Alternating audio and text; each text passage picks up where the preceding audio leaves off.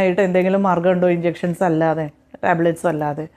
അപ്പം ഞാൻ ഇന്ന് അതിനെക്കുറിച്ചാണ് പറയുന്നത്. നേരത്തെ പറഞ്ഞല്ലോ, നമുക്കുണ്ടാകുന്ന ലക്ഷണങ്ങളിൽ ഏറ്റവും ആദ്യത്തേത് ക്ഷീണം തന്നെയാണ്. അതുപോലെ തന്നെ ഉത്സാഹക്കുറവ്, ഉറങ്ങിപ്പോവുക. കൂടാതെ പലരും ലക്ഷണമായിട്ട് വന്ന് പറയുന്ന ഒന്നാണ് കയ്യിലും കാലിലും സൂചി കൊണ്ട് കുത്തുന്നത് പോലെയുള്ള ഒരു ഫീലിംഗ്. കുറച്ച് നേരത്തേക്കേ ഉള്ളൂ, പക്ഷേ ഇങ്ങനെ സൂചി തറയ്ക്കുന്ന പോലെയുള്ള ഒരു വേദന, ഒരു പ്രിക്കിംഗ് പെയിൻ. അതുകൂടാതെ ചിലർക്ക് ബേണിംഗ് സെൻസേഷൻ, ചൂട് അനുഭവപ്പെടുക, പുകച്ചിൽ. നമ്മൾ പറയുമല്ലോ, കൈയുടെ ഉള്ളംകാലും ഒക്കെ പുകയുന്നു, അല്ലെങ്കിൽ ശരീരത്തിൽ പുകച്ചിൽ അനുഭവപ്പെടുന്നു. ചിലപ്പോൾ ഇതിൻ്റെ കാരണം വിറ്റമിൻ B12 ഡെഫിഷ്യൻസി ആകാം.